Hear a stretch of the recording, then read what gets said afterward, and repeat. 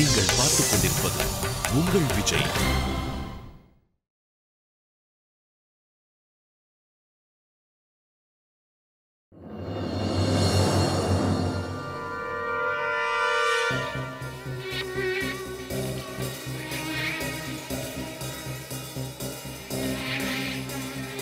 எனக்கு தெரியும், அவ உங்க பேச்ச கேட்க மாட்டா. அவ ரொம்ப பிடிவாதமா இருந்தா. புது வாழ்க்கை ஆரம்பிக்கணும்னு சொன்னா, அவ வீட்ல அவ விருப்பப்படி வாழணும்னு சொன்னா. சும்மா நடிக்காத.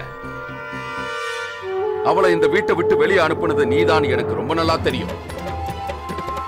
உனக்கு எவ்வளவு தைரியம் இருந்தா என்கிட்ட போய் சொல்லிருப்ப. பொய்யா? நான் எதுக்கு இதுக்கு மேல என்கிட்ட நீ நொண்டி சாக்கி ஏதாவது சொல்லணும்னு நினைச்சனா அவ்வளவுதான். எனக்கு உன்னோட நாடகம் எல்லாம் தெரிஞ்சு போச்சு. இது எல்லாத்தையும் உங்ககிட்ட புத்ரா தான் சொன்னாளா? அவளா சொல்லல, நான் தான் அவ வாயில இருந்து கஷ்டப்பட்டு வர வச்சேன். நான் போலீஸ்காரண்டி. பொய் சொல்றவங்க வாயில இருந்தே உண்மையை எப்படி வரவழைக்கணும்னு எனக்கு தெரியும். பாவம் அவளால மறைக்க முடியல. இல்லாட்டி உன்னை பத்தின உண்மையை அவ நிச்சயம் என்கிட்ட சொல்லிருக்க மாட்டா. நீ எப்படி இந்த அளவுக்கு சுயநலவாதியா மாறின? உன் கூட பிறந்த தங்கச்சிக்கிட்டே இவ்வளவு சுயநலமாவா நடந்துப்ப? அதுவும் என்கிட்ட ஒரு வார்த்தை கூட கேட்காம இந்த வீட்டுல இருக்கிறவங்களை வெளியே அனுப்புறதுக்கு நீ யாரு தேவயானி? என்ன அப்படி முறைச்சு பாக்குற? இந்த வீடு என்னோடது. இந்த வீட்டுல இருக்கிற எல்லாமே என்னோடது. அப்படி இருக்கும்போது உத்தராவை என்ன கேட்காம அனுப்பியிருக்க? அவ இடத்துல நீ இருந்திருந்தா உன் நிலைமை என்ன ஆயிருக்குன்னு யோசனை பண்ணிப்பாரு. இப்போ ஒருவேளை நான் உன்கிட்ட அந்த மாதிரி நடந்துகிட்டேன்னா, நான் உன்னை இப்பவே வீட்டை விட்டு வெளியே அனுப்புனா, இந்த குடும்பத்தை விட்டு வெளியே போன்னு சொன்னா உனக்கு எப்படி இருக்கும்? எப்படி உங்களால அப்படி நடந்துக்க முடியும்? நான் உங்களோட மனைவி, உங்க குழந்தைகளுக்கு தாய். நான் இங்க இருந்து போயிட்டேன்னா போனா என்ன ஆகும்? பூகம்பம் வந்துருமா? குடும்பம் கொஞ்சம் கொஞ்சமா உடைஞ்சு சின்ன பின்னமாயிடுமா? அந்த மாதிரி ஒரு நினைப்பா உனக்கு? நீ சொல்றதெல்லாம் கேட்டுக்கிட்டு இருக்க என்னால முடியாது. எனக்கு யார பத்தியும் கவலை இல்ல. யார்கிட்டயும் எனக்கு எந்த வித்தியாசமும் இல்ல. நீ இப்பவே போகணும்னு நினைச்சனா போயிடு. ஆனா ஒண்ணு மட்டும் சொல்லிக்கிறேன், என்கிட்ட ஒரு வார்த்தை கூட கேட்காம யாராவது ஏதாவது ஒரு முடிவை எடுத்தீங்கன்னா அது தப்பு மட்டும் இல்ல, மிகப்பெரிய குற்றம். அது யாரா இருந்தாலும் சரி, அந்த குற்றத்துக்கு உண்டான தண்டனையை நிச்சயம் நான் கொடுத்தே தருவேன். ஏதாவது சொல்றதுக்கு முன்னாடி ஒரு விஷயத்தை நல்லா புரிஞ்சுக்கங்க. நம்ம வீட்டை விட்டு போறதுதான் அவளுக்கு நல்லது. இப்ப அவ நம்மள டிபெண்ட் பண்ணி இருக்கா. அங்க போனாதான் அவ தனியா. நடிக்காத நீ. மறுபடியும் நாடகம் ஆடாத. அவளை இங்க இருந்து ஏன் அனுப்பிச்சேன்னு எனக்கு நல்லா தெரியும். எங்க உன் தங்கச்சி பின்னாடி நான் போயிடுவேன்னு பயந்து வெளியே அனுப்பிட்டேன்.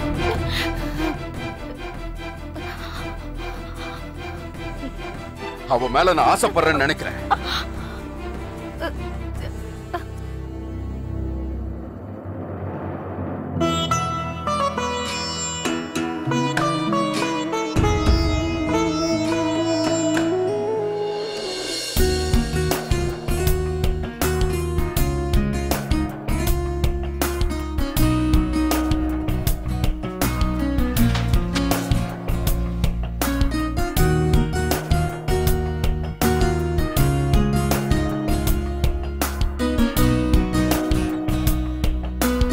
ஹலோ, இந்த விஷயத்தை நீங்க என்கிட்ட முதல்லயே சொல்லிருக்கலாம்ல.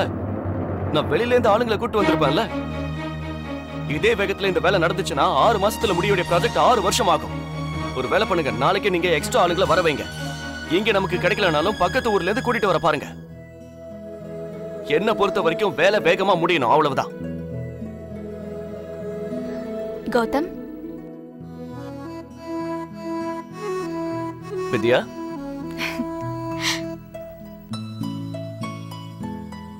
நீ என்ன திடீர்னு கன்ஸ்ட்ரக்ஷன் சைட்டுக்கு வந்திருக்க? கௌதம், அது நான் என்ன நினைச்சேன்னா, உங்க ஆபீஸ்க்கு நான் நிறைய வாட்டி வந்திருக்கேன். நீங்க வேலை செய்யற இடத்தையும் ஒரு வாட்டி பார்க்கலாமேன்னு தான் இங்கேயும் வந்துட்டேன். நல்ல வேலை பண்ணு. எப்ப நீ ஆபீஸ்க்கு வந்தாலும் வெறும் பேப்பரும் கையுமா தான் நீ என்ன பார்த்திருப்ப. ஆனா வித்யா, நம்ம கனவுகளை உண்மையாக்குறதுக்கு இந்த மாதிரி இடத்துக்கு வந்தே ஆகணும். இன்னைக்கு எங்களோட சைட்டை நான் உனக்கு சுத்தி காட்டுறேன், வா. தம்பி, மேடம்க்கு ஒரு ஹெல்மெட் கொடு. இந்த ப்ராஜெக்ட் எனக்கு ரொம்ப இம்பார்ட்டன்ட். ஒரு விஷயம் நிச்சயமா சொல்லுவேன், இதுக்கப்புறம் எனக்கு ஒரு புது அடையாளமே கிடைக்க வாய்ப்பு இருக்கு. Okay, thank you. இந்த பையை கொண்டு போய் பத்திரமா ஒரு இடத்துல வை. என் வேலையை பத்தி உனக்கு எதுவும் தெரியாதுல்ல, இதை முதல்ல போட்டுக்க.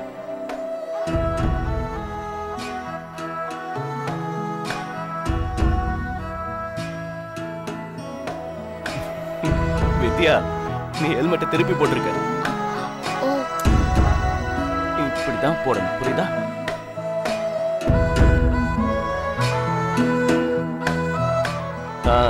இப்படிதான் போடணும். இப்ப நீ பார்க்க இன்ஜினியர் வித்யா மாதிரி இருக்க.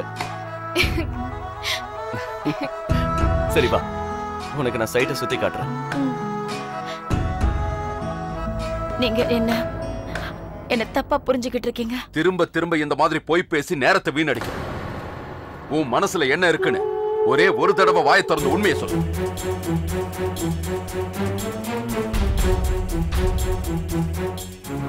உண்மையா?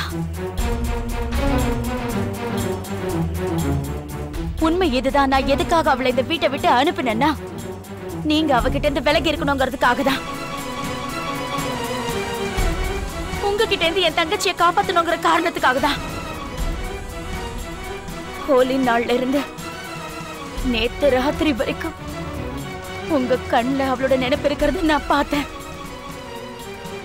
எனக்கு நல்லா தெரியுங்க, நீங்க அவளை அடைய விரும்புற விஷயம் எனக்கு நல்லாவே தெரியும். உங்களை பத்தி உங்களுக்கு தெரிஞ்சதை விட ரொம்ப அதிகமாவே நான் உங்களை பத்தி தெரிஞ்சு வச்சிருக்கேங்க.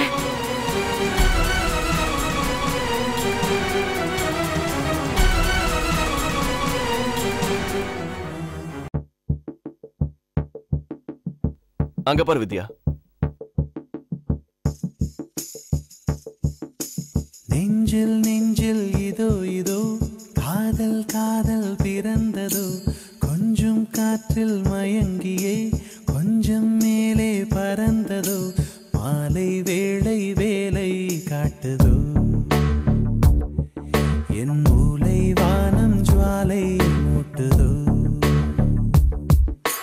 நெஞ்சில் நெஞ்சில் இதோ இதோ காதல் காதல் பிறந்ததோ, கொஞ்சம் காற்றில் மயங்கியே கொஞ்சம் மேலே பறந்ததோ, மாலை வேளை வேலை காட்டுதோ, என் மூளை வானம் ஜுவாலை மூட்டுதோ. என் நிலாவில் ஒரு மின்சாரம் தான் தூவுதோ, என் கனாவில் உன் பிம்பத்துகள் இன்பங்கள் பொழிகையில். வித்யா,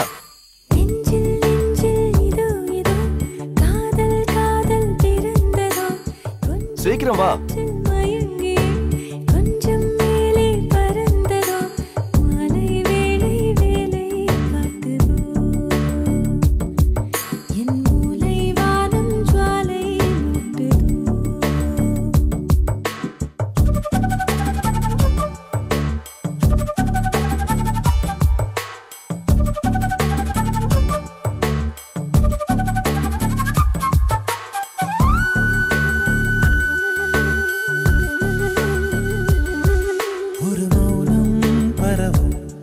சிறு காதல் பொழுது கிழியில் விழகும் மொழியில் எதுவும் கவிதையழி அசையும் வித்யா, இதுதான் என்னோட பல நாள் கனவு. அப்புறம் என்னோட சொந்த ப்ராஜெக்ட். வித்யா, இந்த ப்ராஜெக்ட் இந்த கௌதம பத்தி உலகத்துக்கே தெரிய வைக்க போகுது. இது முடிஞ்சதுக்கு அப்புறம் எங்க அப்பாவை விட நான் ரொம்ப பிரபலம் ஆயிடுவேன். உனக்கு இன்னொரு விஷயம் தெரியுமா? இந்த கனவு என் வாழ்க்கையில இனிமே வரப்போற கனவுகளுக்கெல்லாம் ஒரு சின்ன துளிதான். இது என்னோட லட்சியம் வித்யா.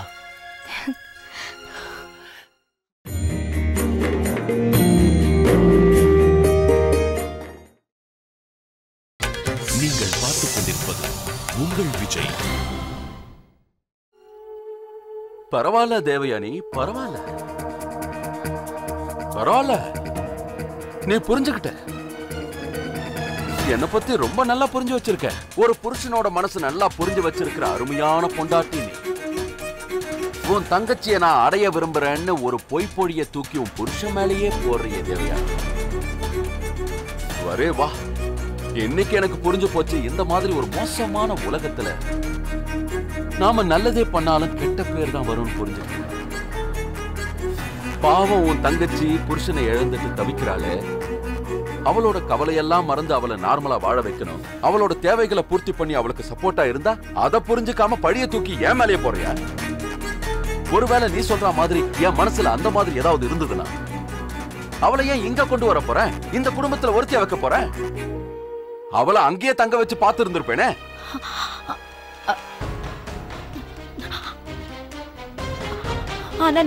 ஆனா என் கண்ணால நான் பார்த்தேன். கண்ணால் பார்ப்பதும் போய் காதால் கேட்பதும் போய் தேவயானி. இங்க பாரு, உன் மனசுல நீ என்ன குழப்பத்துல இருக்கிறியோ அந்த மாதிரி தான் தெரியும்.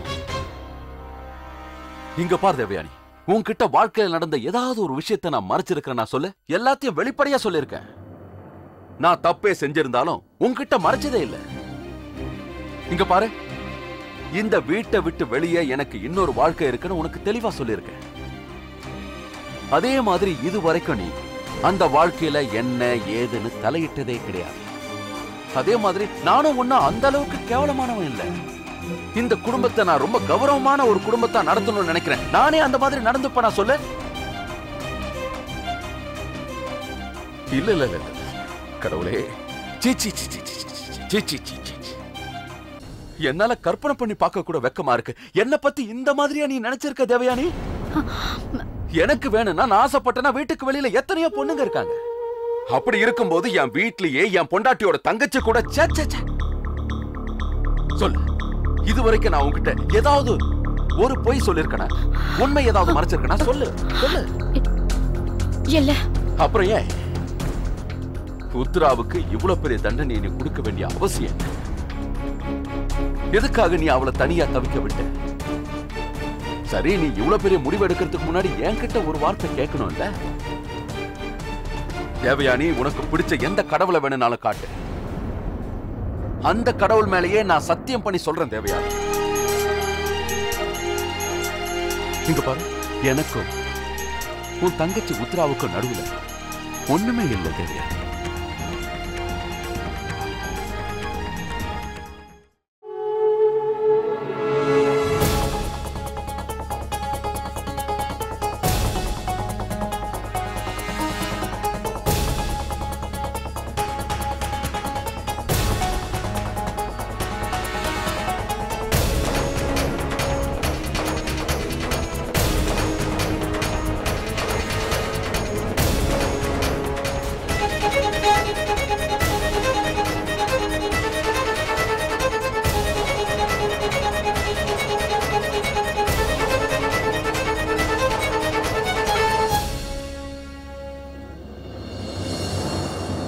கௌதம், காஃபி ரொம்ப நல்லா இருக்கு.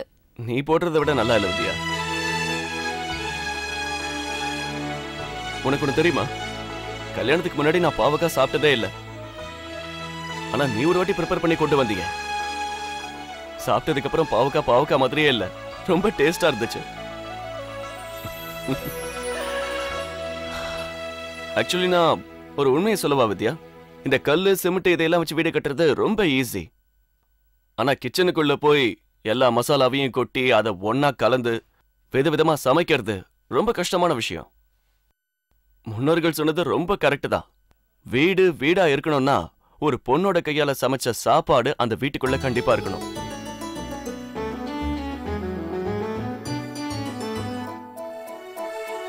கௌதம், இப்பதான் எனக்கு ஞாபகம் வருது. வீட்ல என்ன நடக்குதுன்னு எனக்கு சுத்தமா தெரியல. உத்ரா ஆண்டி வந்திருப்பாங்களா இல்லையா? அட ஆமா வித்யா, நம்ம ரெண்டு பேரும் பேசிட்டு இருந்ததுல அந்த விஷயத்த மறந்தே போயிட்டோம். சரி, நம்ம உடனே வீட்டுக்கு கிளம்பலாம். வா. இன்ஜினியர் வித்யா, ஹெல்மெட்டை வீட்டுக்கு கொண்டு போக கூடாது. வா வா போலாம்.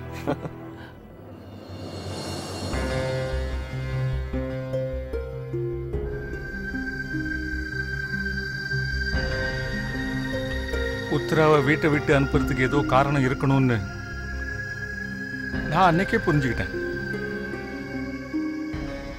ஆனா அது இவ்வளவு கீழ்த்தரமானதா, இவ்வளவு கேவலமா இருக்கும்னு நினைக்கல. நான் கொஞ்சம் கூட எதிர்பார்க்கல. நானும் அப்படிதான் நினைச்சேன் மாமா. ஆனா நீ யோசிச்சம்மா, ஆனா எனக்கு என் பையனை பத்தி நல்லா தெரியுங்கிறது உனக்கு தெரியும்ல.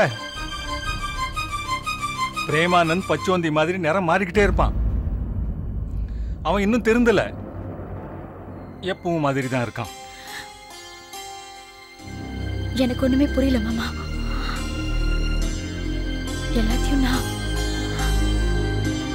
எல்லாத்தையுமே நான் என் கண்ணால பார்த்தேன் மாமா. ஆனா அவர் இப்படி பேசுறத பார்க்கும்போது எனக்கு ஆனா எப்பவும் அப்படி பேசிருக்க மாட்டான். இன்னைக்கு அவன் சூழ்நிலைக்கு ஏத்த மாதிரி பேசியிருக்கான், அவ்வளவுதான். நாளைக்கு அவன் எப்படி இருப்பான்னு உனக்கு தெரியும்ல, உன்னால கணிக்க முடியுதுல்ல. உனக்கு தான் தெரியுமே, அவன் முதல்ல ஆதிய பைத்தியக்காரனாக்குனான், இப்போ ஒன்ன பைத்தியக்காரி ஆக்குறான். ஏன்னு தெரியல மாமா. இன்னைக்கு எனக்கு இவரோட பேச்சு மேல நம்பிக்கை வருது. இன்னொரு பக்கம் நான் இப்படி நடக்கிறதையும் விரும்பல.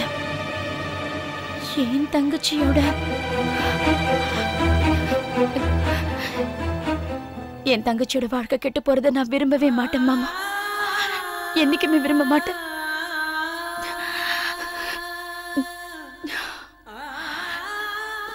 எனக்கு கொஞ்சம் நேரம் வேணும். எதையாவது முடிவெடுக்கிறதுக்கு முன்னாடி நான் கொஞ்சம் தனியா யோசிக்க விரும்புறேன். சரி, நீ யோசி. ஒருவேளை உன் மனசு ஒத்துக்கலைன்னா உன் புருஷன் மேல நீ சந்தேகப்படாத. காரணமே இல்லாம அவன் மேல சந்தேகப்படாத. இந்த பாருமா, நான் சொல்றதையும் நல்லா ஞாபகம் வச்சுக்கோ. நீ அவன் மேல நம்பிக்கை வச்சு அவனையே நம்பி வாழ்க்கையில பெரிய தப்பு பண்ண போற, அது நிச்சயம்.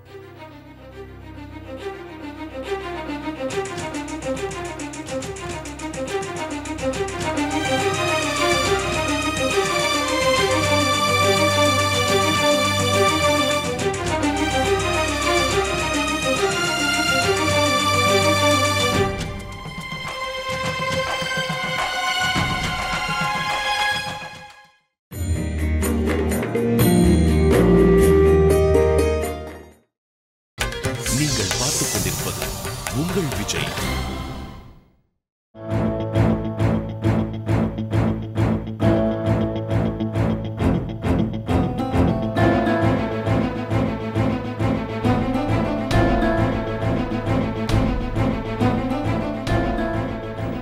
என்னங்க, நான்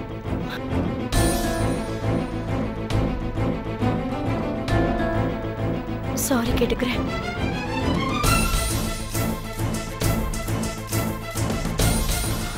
நான் தப்பு பண்ணிட்டேன். என்ன மன்னிச்சிடுங்க ப்ளீஸ். மனசுல இவ்வளவு ஆழமான காயத்தை ஏற்படுத்திட்டேன். அதுக்கப்புறம் மருந்து போறதுனால என்ன பிரயோஜனம்?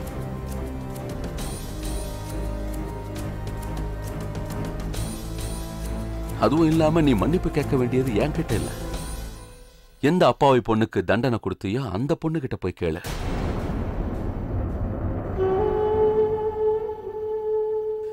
இந்த சம்பவத்துல உண்மையிலேயே காயப்பட்டது அவதான்.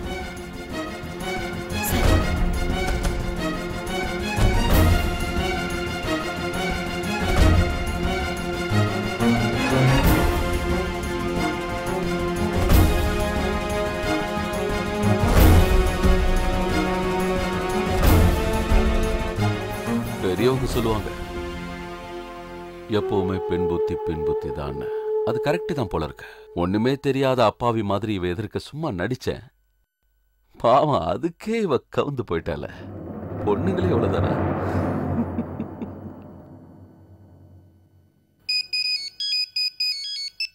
ஹலோ. என்ன?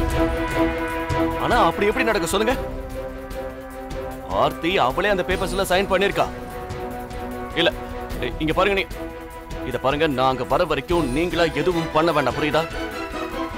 நான் இப்ப உடனே கிளம்பி அங்க வரேன், ப்ளீஸ். கௌதம் என்னாச்சு? ஐயோ வித்யா, அந்த கன்ஸ்ட்ரக்ஷன் சைட்ல ஏதோ ப்ராப்ளம். நான் உடனே அங்க போய் ஆகணும். கௌதம்